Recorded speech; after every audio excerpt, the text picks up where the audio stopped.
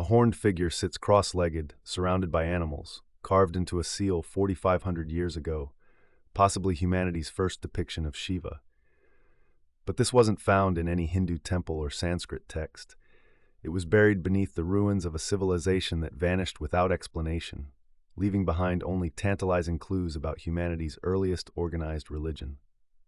Welcome to the Indus Valley Civilization, also known as the Harappan civilization, a Bronze Age marvel that flourished across what is now Pakistan and northwest India from 2500 to 1900 BCE. While the Egyptians were building their great pyramids and the Mesopotamians were recording their epic tales, another sophisticated society was quietly developing along the banks of the Indus River, creating what may have been the world's most egalitarian ancient civilization. Spanning over 1.5 million square kilometers, larger than Egypt and Mesopotamia combined, the Indus Valley housed nearly 5 million people across more than 1,400 settlements. Cities like Harappa and Mohenjo-daro weren't just large, they were marvels of urban planning that wouldn't be matched for millennia. Every street ran in perfect cardinal directions. Every house had private wells and sophisticated drainage systems. Every neighborhood had public baths and granaries. But perhaps most remarkably, archaeologists have found no palaces, no royal tombs, no obvious signs of kings or queens, no massive temples dominating city skylines, no weapons of war scattered through the ruins. Instead, they discovered something far more intriguing: thousands of small artifacts that hint at a deeply spiritual society. The religious life of the Indus Valley people emerges through their art like pieces of an ancient puzzle. Take the famous priest-king statue from Mohenjo-daro, a serene figure with half-closed eyes, wearing a robe decorated with trefoil patterns. His expression suggests deep meditation. His posture speaks of authority, yet he bears no crown, carries no scepter. Was he a priest, a king, or perhaps something entirely different? A spiritual leader in a society that didn't separate the sacred from the secular. Even more intriguing are the numerous female figurines found throughout Harappan sites. These aren't crude fertility idols, but carefully crafted representations of women adorned with elaborate headdresses, jewelry, and clothing. Some archaeologists believe these represent a great mother goddess, a divine feminine principle that may have been central to Harappan spirituality. The sheer number of these figurines, found in homes rather than temples, suggests that goddess worship was woven into daily life. But it's the famous Proto-Shiva seal that truly captures the imagination. Officially known as the Pashupati seal, it depicts a horned figure seated in a yogic position, surrounded by a tiger, elephant, rhinoceros, water buffalo, and 2 deer. The figure's 3 faces and prominent phallus have led many scholars to see striking parallels with later Hindu depictions of Shiva as Pashupati, the lord of animals.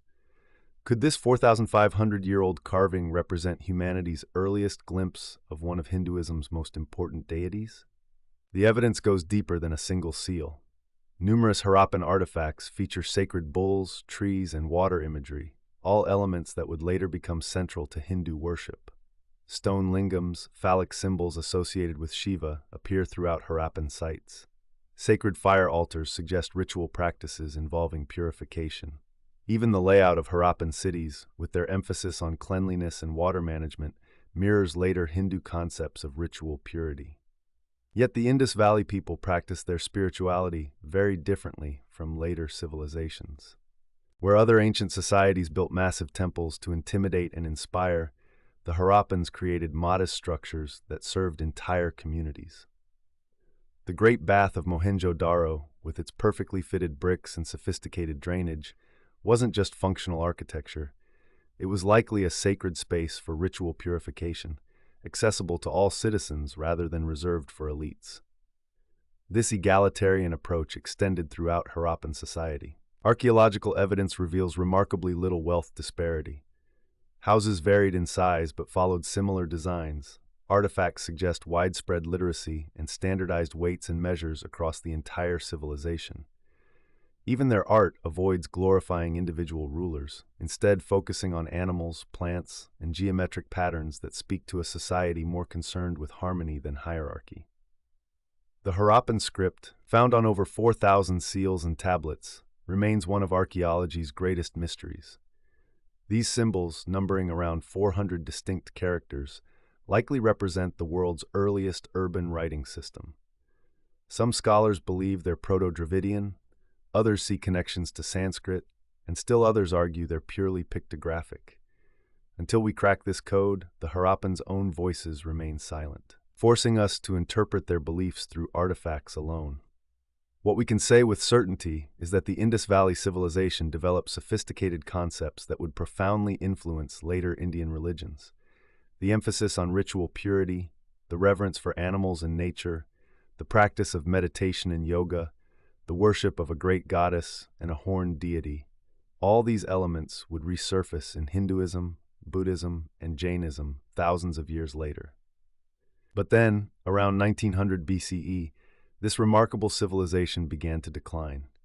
Cities were gradually abandoned, trade networks collapsed, and the sophisticated urban culture that had thrived for 6 centuries simply faded away. Climate change may have dried up rivers, shifting monsoons may have disrupted agriculture, or perhaps internal factors we don't yet understand brought about their end. Unlike other ancient civilizations that fell to conquest or catastrophe, the Harappans seem to have simply walked away from their cities, leaving behind only questions. The mystery deepens when we consider what happened next.